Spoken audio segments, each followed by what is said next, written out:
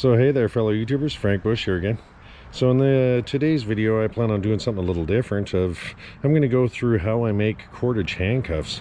So in essence they're handcuffs just made out of rope, yeah? So I know I kind of mentioned it in the previous video and it's something a little different than my usual content, but I could see that, you know, people in the world could find use for this moving forward in time. So if you're interested in that kind of content, stay tuned. So the first order of business, I'll just walk through some of the components that I'm going to use in this build out, if you will. So I've got a couple different types of paracord here just to have some contrasting colors, and I've got some mason line, which is made out of nylon, so it's made out of the same material that this stuff is. It's just not quite as strong, yeah. But I also have a lighter. I've got just a plastic tube. It was my cat's catnip container, but really I just need a cylinder shape as part of the example, and then I've just got my trusty multi-tool to do some cutting and that kind of stuff, yeah. So really simple project. There's not a lot involved here, and I'll shift camera angles and we'll start to just get on with the build, yeah. Okay, one more thing that I just forgot to mention. I'll went and grab my measuring tape just so I can show you measurements and distances of things. But I'm going to take this kind of greeny brown colored cordage. I'll use this as my kind of first bit of component. Now the thinking really is we're going to do off two of these because generally speaking handcuffs will be for both wrists, right? So I'm going to turn around and just, I'm not even doing exact measurement stuff. I'm just going to measure off about 10 foot of cordage. So I know that my arm span is about 6 foot, so maybe just a little smaller than that. Just give myself a 10-foot piece.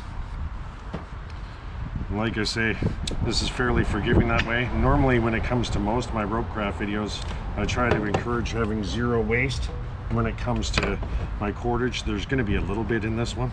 So, but it's a little breezy right now, so what I'll do is, like I say, I'm just literally going to cut two lengths that are about 10 foot apiece, and I'll just cook the ends with the lighter just so that they don't fray, yeah? So I'll go do that off camera and then I'll cut back once I have the two pieces. Okay, so I've got my two cut lengths of cordage now. I'm just going to take the end bits, I'm going to bring those together, and I'm just going to walk them out from their ends just to find the center point on the line, yeah? So I now have kind of this loop that I'm just going to hold in my hand as such, and that little plastic cylinder that I had, I'm just going to use this as kind of a holding place, if you will, just to make this job easier. So I'm just going to kind of take this and set it on top of the loop, and now I'm going to want to take the two ends and just feed them through and just kind of walk them through until they're got some tension on them. And now this is, if you've watched previous videos of mine, this is something I've used plenty of times in the past. So in essence what we're doing here is just making a prusik loop, but we're, instead of doing it on cordage, we're just doing it on this plastic pipe. So like I say, I'm just going to kind of hold it and straighten out the lines a bit. And you want everything to be sitting flat here. Here, I'll try to catch this on camera. So I don't want any of my lines crossing over here. I want them to all sit flat and side by each with each other. And now I'm gonna open up the middle a bit, and I'm gonna feed through the lines a second time. And like I say, I want to make sure that there's no, I'm not crossing over any of my pre-existing lines. And then I spread that out again, and I'm just going to feed it through a third time and just kind of pull them through, and now just allow it to apply a bit of tension. And this is a classic prusik knot that I've shown in lots of previous videos, so if you've watched previous content of mine, this will all be familiar terrain to you. And what I want to do though is just down this line a little bit before I even go tightening things up. I just want to turn around and put an overhand knot using both of these pieces of cordage, yeah? And we're just going to have that be a couple inches down on that line. Like I say, really elementary. And I don't want this to be tight right now because we'll adjust it as we go through time, yeah? But now the thinking really is I'm going to kind of hold this whole set in my hand now, and I want to just loosely slide out the tube and have it where it's just a cylinder. Hopefully the camera's seeing that. It's just a cylinder of the cordage. Now I'm going to take those two ends and I'm going to feed them through that kind of cylinder there and just pull them through a bit. And what this allows now is that prusik is going to sit on its own line. So I'm just going to start to bring it in and apply some tension here and kind of tighten this prusik up. And like I say, I don't want to have any of the lines get kind of tangled with each other. I want them to all be clean and side by each. So take your time, there's no reason to rush in this part. And you want everything, all your cords to be sitting flat. And I'll come in close and show up a real close-up of this once we kind of get it set in place, yeah? And we're almost there now. Just a bit more. And really all I'm doing is just pulling any of the slack now on the center two lines. I'm pulling any of the slack now and just kind of pulling that knot so that knot sits tight. And that should be about good, yeah? So now what we'll do now is just kind of make sure our lines aren't getting twisted up too much and that they're even. And we can just slide that through now and make sure that we got the same tension. I'm kind of holding this loop now in my hand and just kind of pulling on this side to make sure that these lines stay kind of even, yeah? And if I can see that one of the paracords is kind of twisted up, I'll just pull it in and then bring it back out and kind of straighten it out the best you can. And now the distance that I'm going to have now, so the way this works is this prusik is able to slide along this line at will, but it can only go up to this knot. So what I want to do is from this point right here at the base of the prusik, I just want to make sure that's really tight and that it's got a good tension to it, and really walk it out fully so that there's a good firm tension to it. You'll feel it as you're doing it, yeah? But from this point to this knot right here, I want that to be about 5 inches. So I'm going to loosen that little overhand knot we put in earlier and make it that we can just kind of slide and adjust things at will. And you can see it's kind of a loose fitting thing until it all just comes together. I'll just put out my measuring tape and see if I can catch this on camera decent, but in essence I want to go the full 5-inch length. So I want to go from here to here in between the prusik and the knots. So the prusik sitting there, I'm going to bring that up to about there. That's sitting at about the 5-inch mark.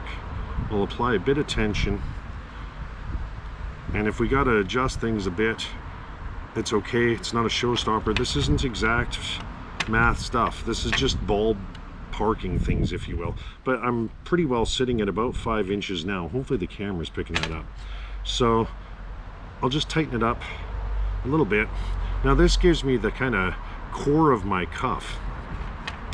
And I know there's not much to it at this point in time. I'll just get this measuring tape out of the way.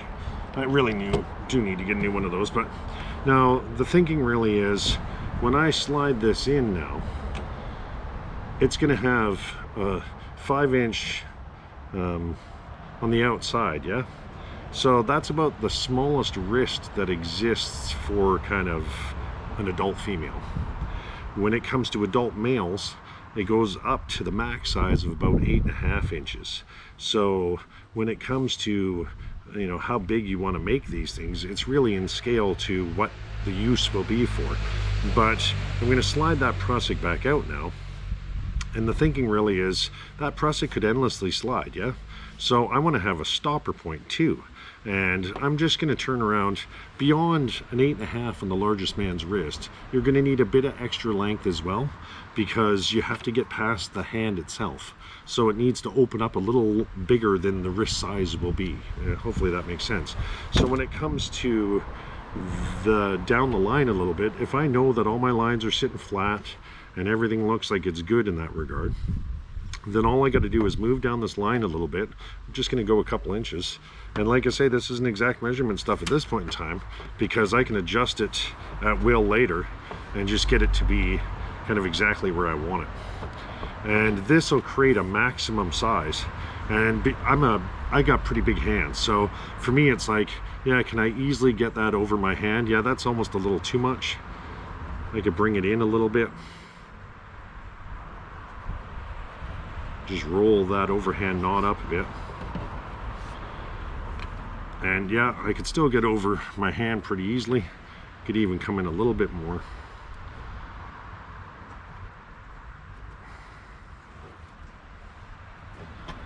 Now I know there's YouTube tutorials where when you're doing this knot, this sliding knot, they'll show where you only go 2.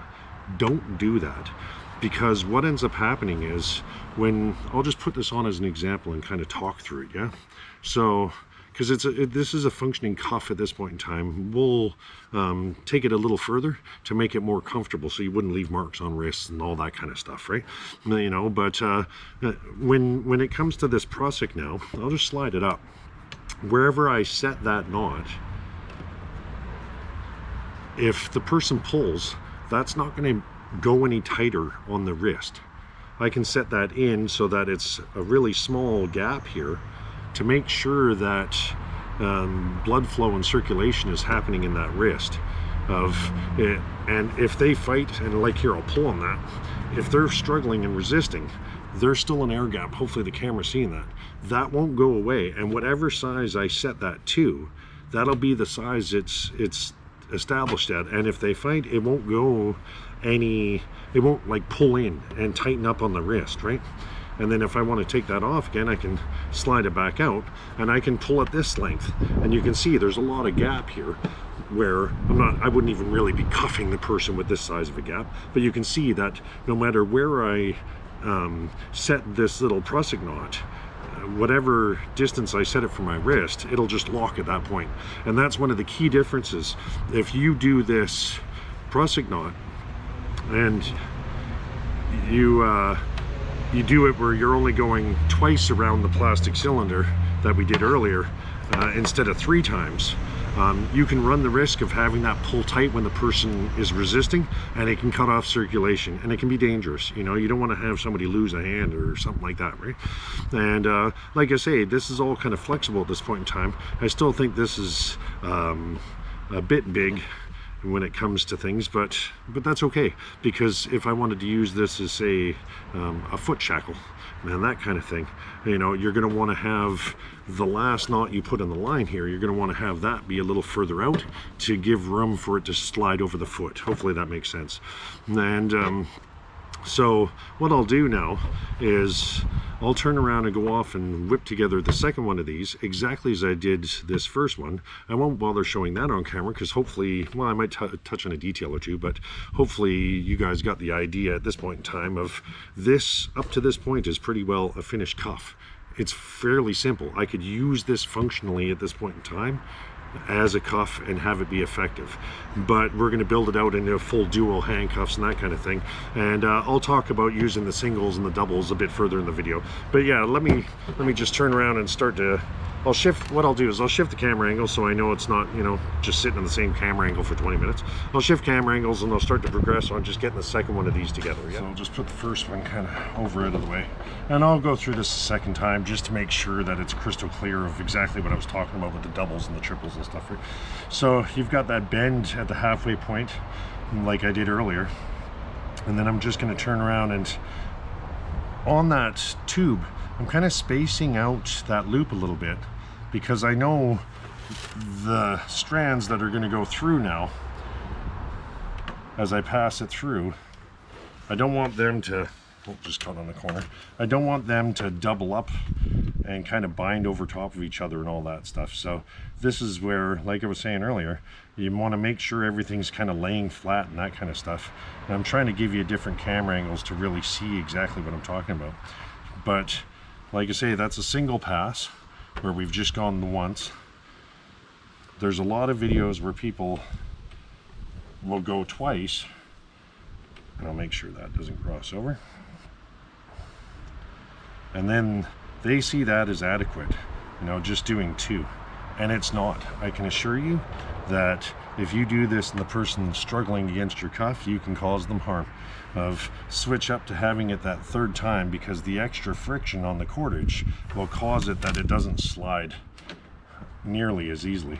And that's all it really is. I keep wrapping these strands, I keep wrapping them to the inside, and I don't want any of these kind of, I'll just do it as an example, how it's kind of crossed over. You'll see it right away. If you're doing it, it'll look like it's like an X and it won't sit flat. So you just want to make sure they're all sitting where they're not crossed over each other, yeah? That is a key component. So like I say, do them 3 times and do them where they're sitting flat with each other. Now I'm just going to walk out like I did earlier, a little bit.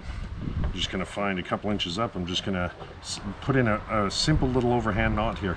Nothing complex, and I'm using both strands to do it. And I'm just going to set that there. And like I say, that's not super tight, yeah? You don't make that tight until the end. And then all I'm doing is kind of loosely holding these just to kind of keep them all together as a unit, and sliding out my plastic tube allows me to have that cylinder, which I can then feed the 2 ends through. And as soon as the 2 ends are through, you're kind of okay, because it'll just set onto itself.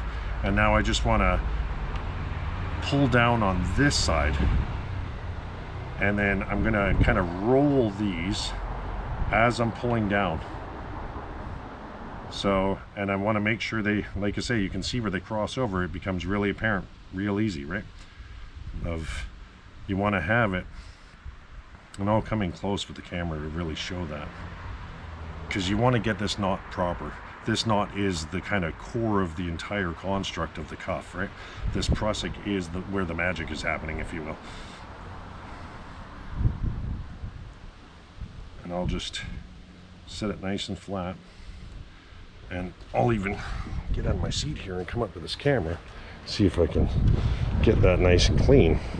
So you can see with this prusik, the loop that we started with sits to the outside edges, and it crosses over, and then the wrappings you're doing are always coming from the outside to the inside. So it'll look like that on the one side, and then I'll flip it over to the other side, and you can see it all sits like kind of flat against each other. There is no crossovers, yeah? So I'll stop at this point in time and just kind of tighten this up, and then I'll shift my camera angles and we'll move on, yeah? Good, I'll bust out the trusty, I won't even bother. I'll just do it so that they match up to the other. So now, just like we did on this one, I want to make sure that from the prusik to the knot, it's going to be the same length that I did for the other one. And that way I just got a consistent kind of look and feel. And like I say, 5 inches is about the smallest diameter of adult female wrist, and 8.5 is about the largest diameter of a male wrist. So, you know, if you're wanting to kind of build one of these that covers all kind of spectrums of things, then that would be kind of the distancing you'd want to go with. So I'm just going to kind of set that down onto the other one to see.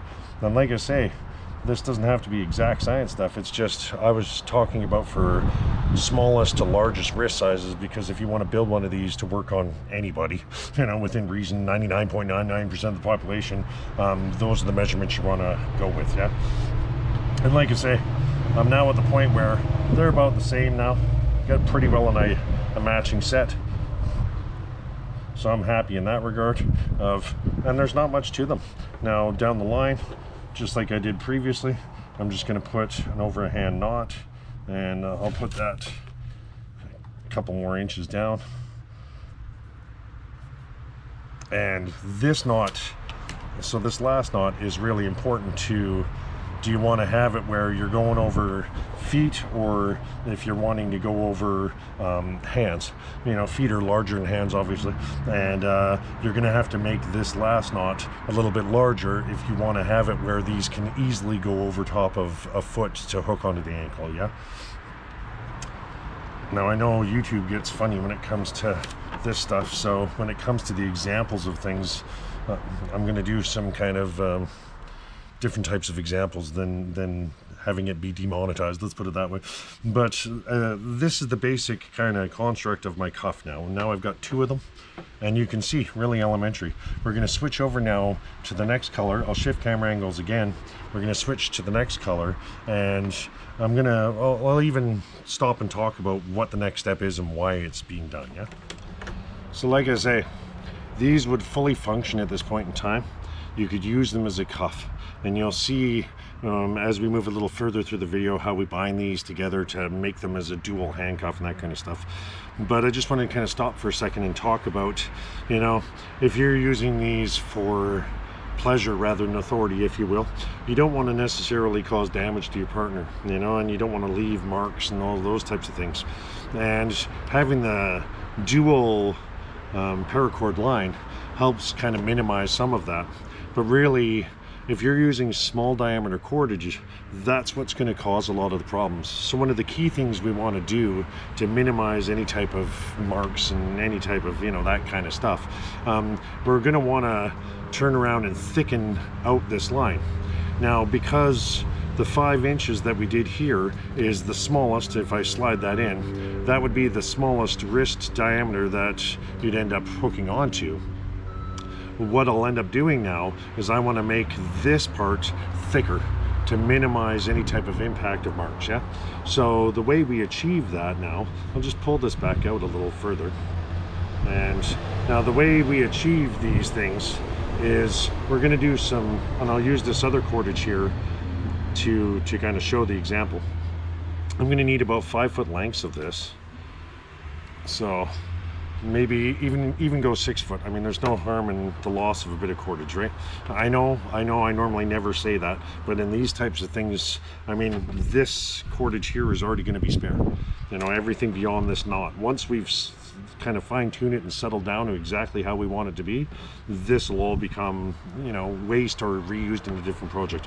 Now, when it comes to this orange cordage that I'm using, you don't necessarily have to use a different color. You know, I'm just using it for visual example in this display. But like I say, I'm going to want 5-6 foot lengths of those. So what I'll do is I'll go off, I'll cut these to 5 foot lengths, and I'll cook the ends so that there's no fraying and that kind of stuff. I'll go do that off camera, and then I'll come back and we'll show you how we hook these into the cuffs, yeah? Okay, so I've gone and cut off my lengths. I actually did them closer to about 6.5 feet. I don't mind having a little bit of waste. Like I say, if you go too short, you're gonna have to, you'll find you won't have enough, and then you'll have to go back and just cut another piece, and that'll just be the nature of things. But at this point in time now, I want to make sure that that prusik is really kind of set good and firm and tight in place. I want to really dress it up so that it's a nice looking prusik knot and that there's good tension. And it's the same with that little overhand knot. I want to pull it, make sure it's got a good tension to it, that it's set, and that's exactly where it's going to live now for the rest of time, right? So what I'm going to do now is, in between that knot and the back side of this prusik, I want to turn around. Like I say, that was about 5 inches, right, for the minimal size of the female adult wrist. I want to turn around now and just put a bite in my line, this orange line now, and I want to have it where that runs a little longer than where that prusik sits. And I'm going to take it and I'm going to group all of this together now and just hold it in my hand. And I'm going to take the running line now that I've got here, and I'm just going to start to wrap this around, and I'm going to come up the line. And once I get, you know, 2 or 3 set in place here, I really want to just stop and push that now, make sure it's on, you know, good and tight in the beginning, and then I want to push that right up against that knot. I don't want to have it have any loose room, yeah? And then, as you can see, all I'm doing now is binding this orange right into this set, and what that's achieving, and I'm just going to keep wrapping that over and over again and walking up. Now, I don't want this to be extremely tight, because later on when we want to finish this component off, we want to have a little bit of wiggle room, but you do want it to be taut, right? You don't want to have this be loose. This, like I say, is going to be the main comfort component to these cuffs. So I'll just keep wrapping it now and keep going, and then every couple turns now I'm going to stop and just kind of with my fingers I'm going to push back down towards that knot. just to make sure that everything's kind of side by each, good and tight with each other, yeah? And like I say, I'm just going to keep going. And as you get up closer to the top, it'll become less awkward because the length of line for your running line will become shorter and shorter.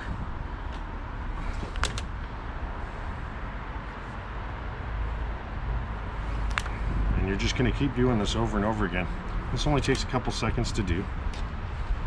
And like I say, really elementary, you're not actually tying any knots here, you're just wrapping, right? And like I say, the end of that loop now is going to be past where that prusik is sitting, and that's a key component. So we'll just keep going. We'll get up to the end and I'll show you how to finish this bad boy off. Like I say, you want to have it be taut but not overly tight.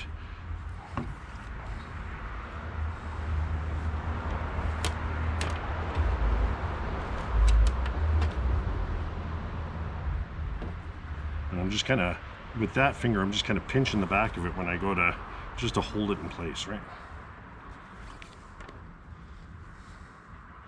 Now you can see this line is becoming significantly thicker now,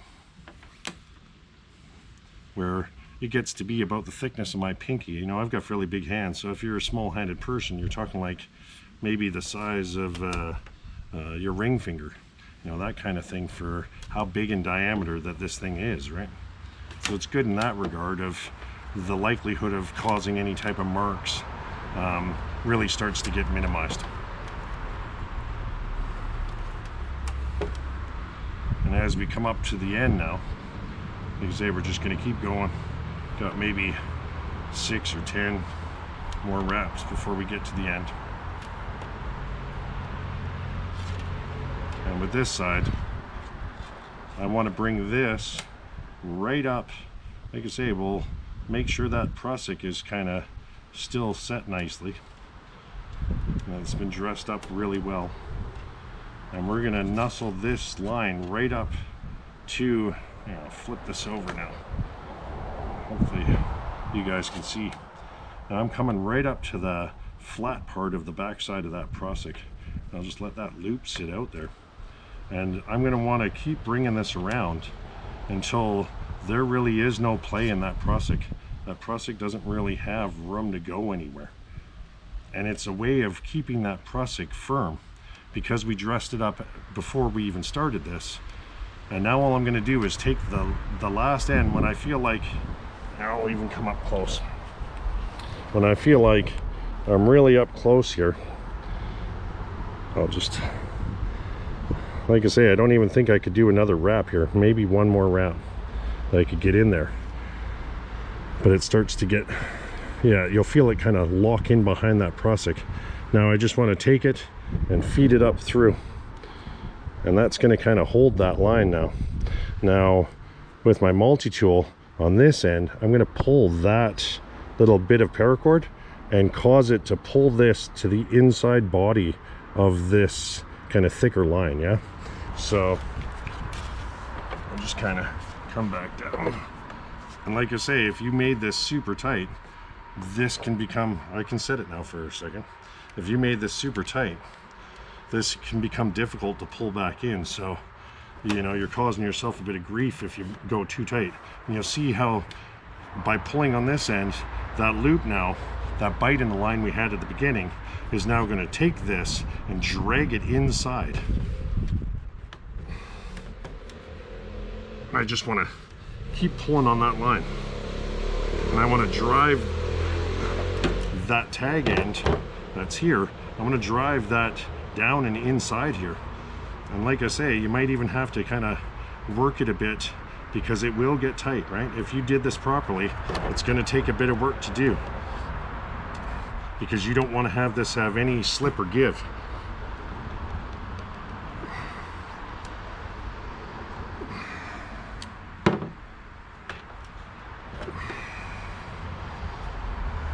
And even you can even stop now and roll. If you see you're having a tough time with it, you're gonna kind of roll the loops that you wrapped around you're going to roll them over that first knot and keep pulling it in.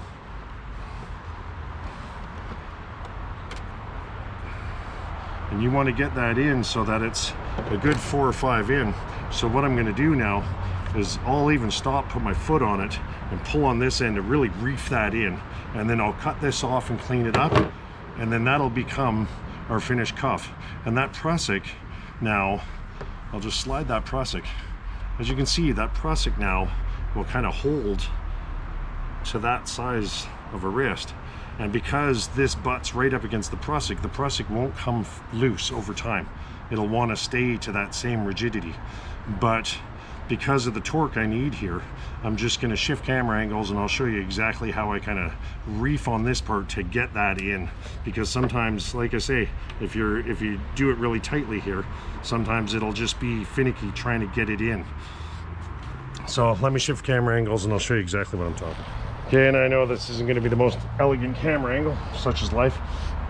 So now the end that had the knot on it, not the end with the prusik, I want to face that towards me. I've opened it up as far as I can open it when it comes to how far the cuffs will allow you to go.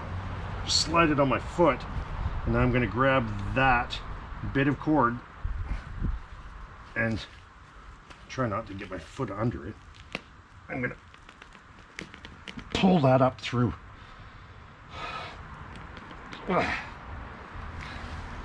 And now it sets in place, and I'll cut this now, and you can see it pulled it so tight that I got it into the inside, but it bunched everything up. And this is why you want to make it kind of tighter to begin with.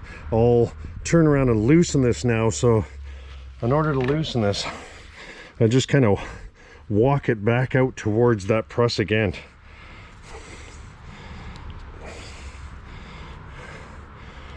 And I eventually want to get it back to the point where I'm going to walk it back up to there. It's extremely tight, so it's a bit finicky. I won't bother showing that all on camera, but that's the thinking, is this whole component is going to get walked back up, and you want it to be flush to the back of that prusik. And I'll redress the prusik to set it, but because the amount of tension it took me to get that in, you can see I'm in underneath, what, 2, 4, 5, maybe 6 bands.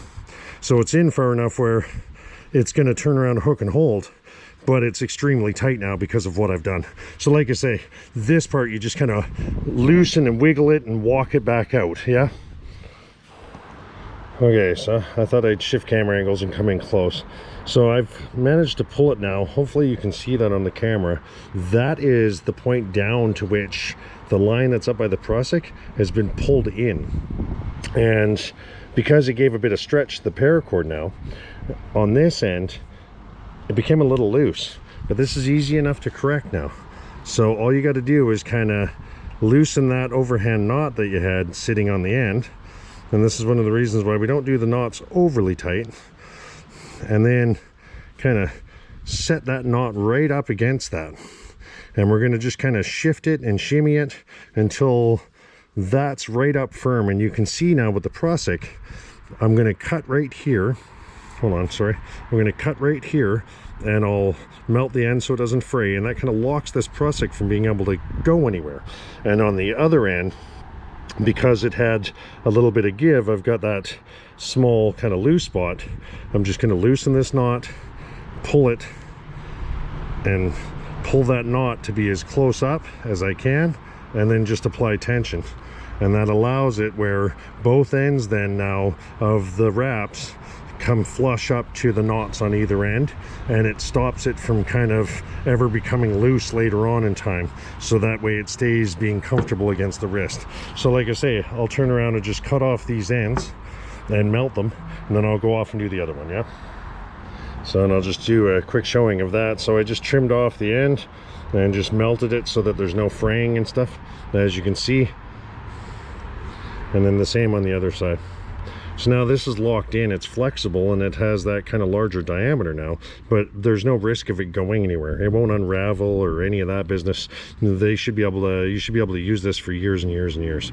And if you feel like from the pulling and stuff that you did, these lines, the 2 lines that are part of the prusik, you know, aren't squaring up, or you see there's a bit of gap and stuff, and you wanted to have one kind of pulled through a little bit further than the other and that kind of stuff.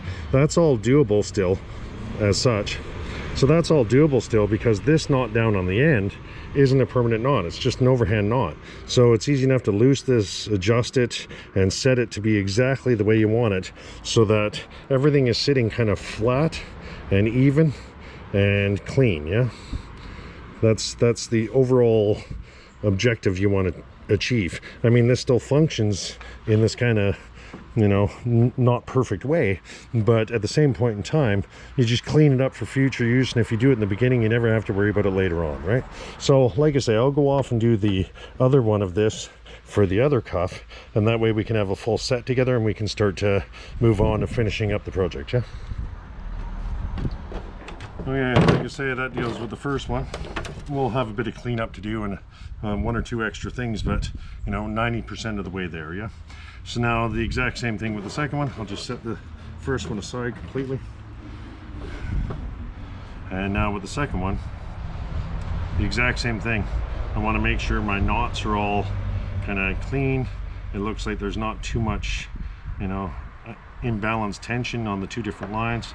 It all seems pretty good. So from the knot up to the prusik, I want to put that bite in the line and make sure that that bite goes further than where the prusik would. A pinch right by that knot as close as I get to it, and I'll make sure that knot's really fairly tight. You know, I mean, that's the good part about using these overhand knots, right? You can always adjust them later on and stuff. It's kind of the saving grace of doing projects like this. But I can see my bite in the line is long enough where I'm going to be past that prusik, and yeah, once again we just start doing that same procedure, yeah, where all I'm doing is kind of pinching and holding all four of these lines together as close to that knot as I can, and then starting to just wrap. And like I say, I want these, it's more important that the wraps are side by each with each other than it is how tight they are. It's okay to be a little loose when it comes to this. There's a bit of flexibility in that regard in the design, right? Hopefully I showed you that when I was adjusting this one at the end. You can fine tweak things and adjust things fairly easily, right? And even if I lost, say, a ½ inch when that line, when I bunched it all together and stuff, it really doesn't matter, because the vast majority of the wrist will have the thickened state to it that's going to stop any type of marks and that kind of stuff, right? Which is really the primary objective. So like I say, just doing the same thing over again. And whether you're using these on a wrist or on an ankle, the only difference really is the size of that last knot, of how far down the line that last knot is. So it's really flexible in that regard, where, you know, if you were making these for really large individuals, you just adjust that last knot, you know, and you could potentially even make the part that we're doing here, we're doing it at 5 inches. Sorry, I just caught on the table. We're doing it at 5 inches, but potentially you could step that up to be 6 or 7 or 8 if you know that these are going to be a dedicated cuff that are just going to be used on a single individual with large hands, say, that it's easy to custom build these for an individual, right? Instead of the way I'm doing it now is more just kind of a general multi-purpose, you could use this on, you know, 99% of the population kind of thing, right?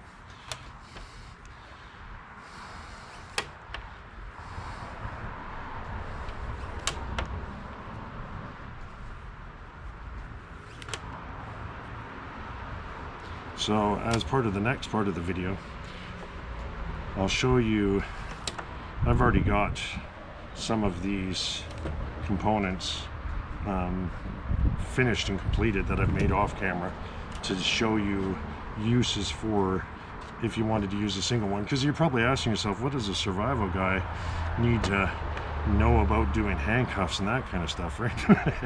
And the answer really comes into these types of things can be really good if you're wanting to string game up in trees and stuff when you're out in the forest.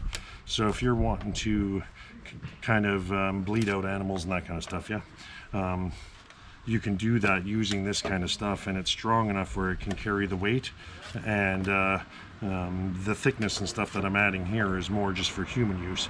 But out in the field, this would primarily be used for helping to process game once it's been dispatched.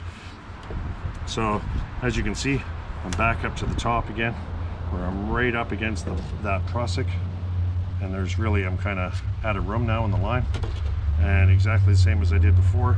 I make sure I'm in as close as I can be, because I want as many wraps as possible on this line. And then I'm just going to take it and feed it through that loop, kind of hold everything in place while I grab my trusty multi-tool and just give it a pull until that loop collapses down. And now I can be hands-free and give my hands a rest, because quite often doing this kind of stuff your hands will get tired. But as you can see now, I can just pull that right in snug so that we're ready to go. And exactly the same as I did with the first one, I can just pull that now, and we're really just sliding it inside so that those loose cords have nowhere to go. So I'll do exactly the same process as I did the first time around. As you can see, I always do things really tight, and that's just a habit I have. But I want to get past those first couple, and you know, you might have to manually just kind of jimmy them to get them over, and that's okay. But like I say, I'm going to turn around and do what I did with my foot earlier in the video, and just pull on this and then adjust it, and we'll be set. Yeah. So as you can see, the exact same thing again. I've now pushed my line of this. It's buried in up to, you'll always see where the little extra bump is, right? I mean, it's not a huge bump, but it's enough you can visually see it, but you won't, you barely feel it, if you will. But it tells me I'm in enough, yeah, to turn around and cut it. But you can see on this end now, because I applied all that tension, this knot now has a bit of give. So like I say, I'm just going to turn around and loosen this overhand knot up a bit.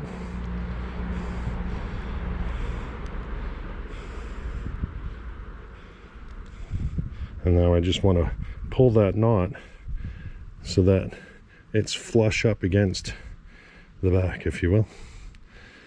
And now I want to just wrap it around and feed it through and just kind of take that slack out of the line, if you will, right?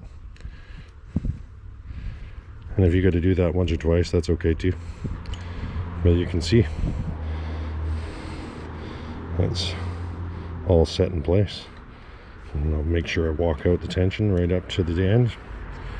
And like I say, I can muck about with this a little bit, where I really want that to be butted up against that as tight as it'll possibly go. I don't want to have any room for that to give. And once I feel like it's in a good space, I'm just kind of retighten that knot again, yeah? And then it's got nowhere to go. Like I say, I'll cut this off here and put a bit of fire to it so it doesn't fray. And I'll do the same with this. So I'll do that off camera. And now we've got the two sets completed. So you can see now, we've got two of these cuff components done off, yeah? And now, when it comes to using them as an actual pair of handcuffs, I'll show that in this example, and then like I say, I'll go grab another one that I have and show you, walk through some of the stuff you can do with it as singular components, because these serve function just as they are, right? But so the last kind of finishing touch with these now is more the concept of you'd want to have them together, yeah? And so right up by these knots, where these four lines are, right at this point in time, I want to join those together there, because when I tighten them up, I want to have it that can tighten on one wrist, and picture a person's kind of wrist behind their back, if you will. They're going to have the delicate part of their wrist is going to be facing inwards, yeah? So like, or sorry, outwards, if you will. So this helps kind of catch those in that regard. You'll see what I'm saying as we go through time, but I'm just going to open those back out to give me as much room as I can now. And I'll make sure the other side's the same. And like I say, they'll hold a good firmness. And if you feel like there's an imbalance in these lines, before we go committing to this next step, it's easy enough to just slide that prusik back a bit, loosen off these overhand knots and adjust it. I'm okay with it. I haven't found it to be issues, even if they are a tiny bit off. It's okay. But what I'm going to do now is kind of bind these two to each other, and this is where I've got that mason line. So with the mason line, I'm just going to do the exact same thing. I'll go cut a length of this, and we're going to cut this at, say, 6 foot, 7 foot, in around that range. And we're going to do the exact same thing like we just did on the individual components, just to bind these together so that they become a single unit, and that the wrappings of the mason line together at that point will be strong enough where it'll keep them contained. A person wouldn't be able to just break them with ease, if you will. That wouldn't happen. The wrappings like we have here will ensure that that's the case. But later on in time, if I wanted to break these apart and use them as individual components, it's not going to be overwhelming to do. And I don't want to take up a bunch of the inside diameter binding these together. That's one of the reasons why I use this mason line. It's about a 40-pound strength, but when you wrap it up like we did here, you can get up to, you know, hundreds of pounds of strength that actually is binding those together, just by the nature of how we're tying it, right? So like I say, I'll go cut off a length of this, and then I'll come back and we'll do the finishing touch on this component. Okay, so like I said, I went and cut my mason line, and now it's going to be very, very similar to exactly what we did before. I'm going to put a bite in this line, and this is only going to be a couple inches. And now I'm going to turn around and take these all as a group, the whole thing, and bring it together about 1.5 inches, 2 inches down, probably closer to 1.5 inches. And now I'm going to leave the short tag end, and we're going to do exactly the same as we did to kind of make it that we weren't leaving marks on people. I'm going to bring that around and hook this on. Now this one I want to be tight. I don't mind having lots of tension. Let me just move these, they're probably visually distracting. So this one I don't mind. You can see my bite is past where the 2 knots would be, and before I commit too far, I'm going to balance out those 2 knots so that they're going to be equal at the end of it when I match them all up. So I'll just slide that a bit.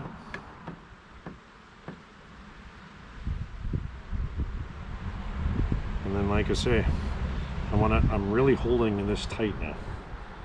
Every single wrap I do here. Now you could use like a tarred bank line if you wanted to make these even stronger, if you wanted to have it where there's no hope that these are gonna kind of break under strength. I don't think even the mason line will, from my honest opinion, but it's a good color to use in contrast for the video. But I do like the idea of using the smaller diameter cordage in this. You could get away with using paracord, but you have to adjust your sizes to be a little bigger in the early on of the build to ensure that, you know, the diameter you're losing by doing this, you're going to compensate for, you know. And you can see, like I say, just really tight. Take your time, there's no reason to rush. And this is really just binding these 2 components together so they work as a single unit, right? And then every now and again when you see that, oh, there's a little tiny bit of space, just nuzzle your lines back down, make sure everything's as tight as can be, keep going, just as we were before.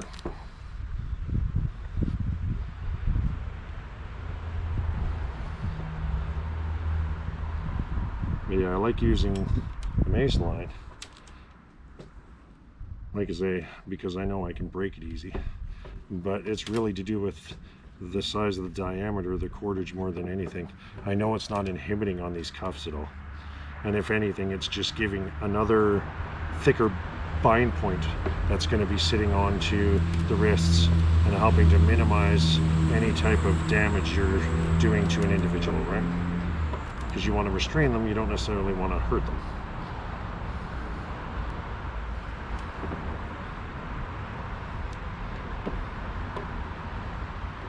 Now I could easily do this with, say, 10 to 12 wraps.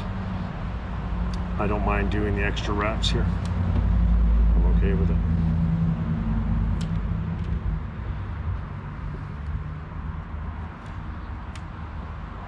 Just because I plan on keeping this as just permanent, right? And as I get up closer to the end, I'll switch how my fingers are sitting. And like I say, I'm trying to apply a lot of tension to this line. I don't want to have it be loose at all, right? Make sure that loop doesn't get caught in anything.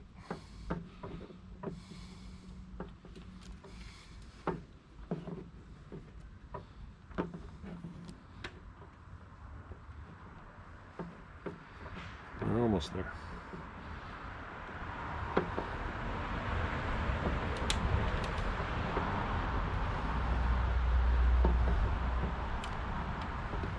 Like I say, when it comes to using this in kind of a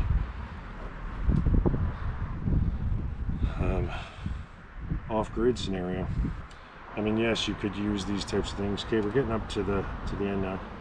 I know I ramble, but we're getting up to the end now. I'll do one more turn just because, why not? Just make it nice and tight. It's easier when you've got the smaller diameter cords to make it nice and tight and still pull things through. So now I'm going to grab that other end. But yeah, out in the field, you're mainly going to be using these as individual components where you're quartering animals up in between trees and that kind of stuff, yeah. So it's a little bit different than what you'd be using it for in this context, but the exact same thing. I just pulled this line so that it's pulled, and you can see because the diameter of the cordage is thinner, it's far easier to pull that through. And it's in enough now where, hopefully you can see that, it's in enough now where that's not going anywhere. So I'm just going to cut that and clean it up as I did before, and then I'll give you a close-up of kind of the finished product. We've got to clean up the ends with the knots on them. There's one more thing that we'll do on those ends, and I'll touch base on that before we wrap it up. But in essence, the cuffs are pretty well there at this point. Like I say, take that part off. In fact, I'll just go grab my lighter and burn that off. I'll cut angles and I'll come back. Okay, so now we've got the better part of the cuffs made, yeah. Now you can do kind of last minute adjustments at this point in time, where depending on how long you made this, I'll turn around and collapse this now and show you that I can cinch those around wrist diameters about that big, and you can see, yeah, the one side's a little bigger than the other, such is life. It's okay though. But you can see all along where the wrist would be on the insides, we now have this thicker bind, so that the chances of causing any type of damage to the wrist becomes minimalized, because that's even the inside one is 3/4 the thickness of my pinky. I could have switched this up to paracord. We could have made it a bit shorter. There's lots of options when it comes to that stuff, and these don't have to be perfectly matching on both sides and stuff. You do it to the best you can, it's okay, because generally speaking, when you're binding up to a wrist, you're going to find that it's actually the wrist of the individual you're hooking onto is probably going to be closer to something of that diameter at smallest. So you can see you still have 3/4 of the wrist being protected, yeah. And these lines now are the part that become the key components that you're doing that binding onto. So it's at this point in time where you stop and say, okay, bring this out to the maximum size. I can see I can fit through there relatively easy with my big hands. I could even bring that a little further. I might adjust these to be slightly bigger, and that's really going to be just adjusting this knot here, yeah. And then what I do now is I'm going to want to put just once I've kind of determined that, yeah, this is fine, and to me in every way this appears fine. That side's good, that side's good. I'm okay with where these knots are sitting. And now I'm going to want to turn around and put one more knot down about 2 inches or so, and just do another simple overhand knot and set that in place. And what this is for is your pull. So when you're wanting to set these onto each wrist, you turn around and hold against the prusik, and you can pull on this if you wanted to, you know, get leverage, if you will. We're going to do the same on the other side. Turn around and just put in a simple overhand knot. I'm going to do that about the same. I want it about 2 inches in length. Now I'm just going to turn around, and like I say, this really just gives you an area to grab onto. It's when these things get tight, you want to be able to have a tag, if you will, that you can then press against that prusik to bind it. You want to have a component that you can use as a handle for all intents and purposes. So I'm just going to make sure that those are tight as can be. And like I say, you can see the vast majority of this was done without any measurements, right? I'm just going to turn around now and take off the last bits that we have here. Just get rid of those. Get rid of those. I'll go burn the ends. I'll shift camera angles. I'll come back and I'll talk some finishing touches on using these as a pair, and then I'll go grab the individual one and I'll talk about that as well. Yeah. Okay, so like I say, this is the completed kind of duo unit as a full functioning handcuff. And if I can, later on in the video, I'll show some simple examples of this. I'm walking a fine line because I don't want to get demonetized when it comes to this stuff, and I know these types of things become sensitive issues when it comes to YouTube. And so I'll kind of just talk about things and describe them. So when it comes to the function of these, to restrain the wrist, like you say, if the person's hands were kind of behind them, you know, get your hands into each one of them. As simple as sliding on that prusik, and you can restrain and lock it as such. There is no real easy way for them to get out of this.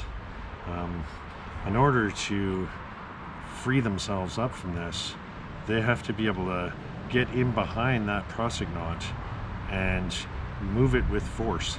And because of the way that the wrist would be kind of set, that becomes extremely difficult to do. I'm not saying it's impossible. These are cordage handcuffs. You know, you can break out of metal handcuffs, but these are definitely effective at restraining people. And if you want to have it be more and more difficult, this line that's here, you make that as small as possible. Because as this sets in, you're making less and less room for them to even wiggle or move their wrists. This line here actually gives them a bit of room to kind of move and twist their wrists. It gives them a bit of function that way. But as the person that's kind of controlling the individual restraint, it's as simple as just holding on to the center part of the restraint and sliding those back out. But like I say, any pressure that exists from inside that circle of them fighting, they're not going to move that knot. It's not going to go anywhere, and it'll sit wherever you put it. So you don't have to make it super, you know, tight to cut off circulation and everything else to actively restrain an individual. That being said, that's kind of the duos, and this is obviously more for human beings and pleasure tools and those types of things. So what I have though is the exact same thing that I did off as an individual, or as the components like here, just as an individual unit. Now this is fully functioning as well, and for when it comes to kind of bushcrafting and that kind of stuff, or you know, you can use this for, you know, fun times as well. But this now can incorporate with my modular Ropecraft system. So if you watch previous videos of mine, I've just got my modular Ropecraft system here. And I'll just pull out one of the components and get it out so we can kind of use these interactively together with each other. I'm just going to separate so I have just an individual component. I had these in a really tight ridge line, so, but you can see they all come apart pretty easily. So this is just one of my Kevlar modular Ropecraft units.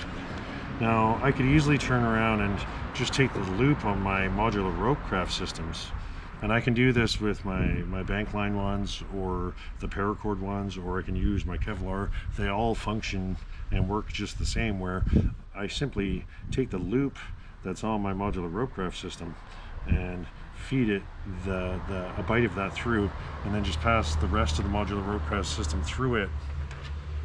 And now these are fully incorporated into my modular Ropecraft system.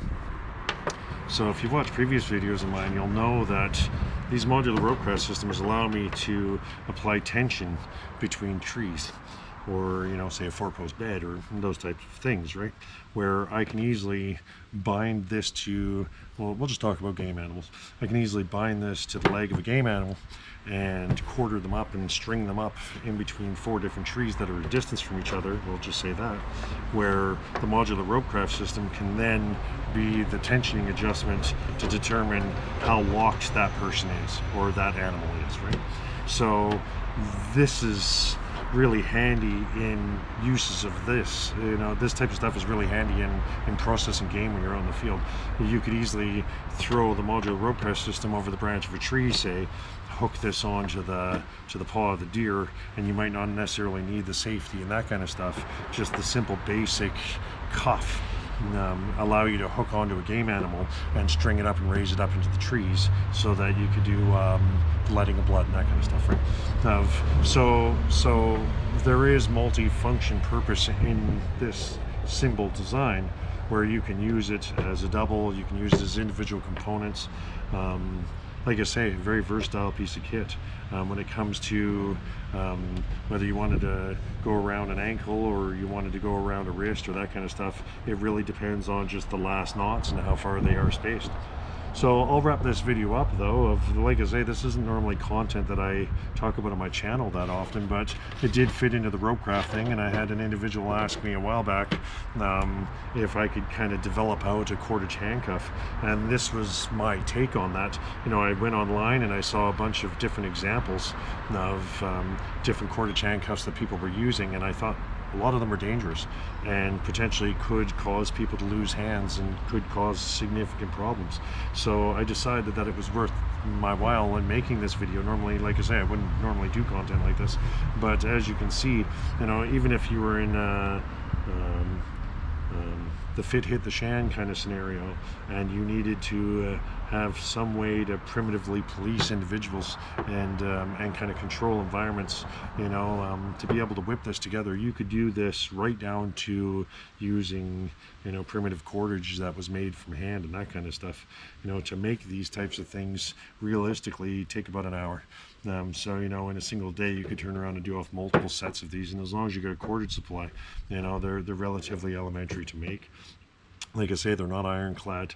I don't claim them to be, but when it comes to cordage handcuffs, I think this is probably, in my perspective, one of the more difficult ones to escape from.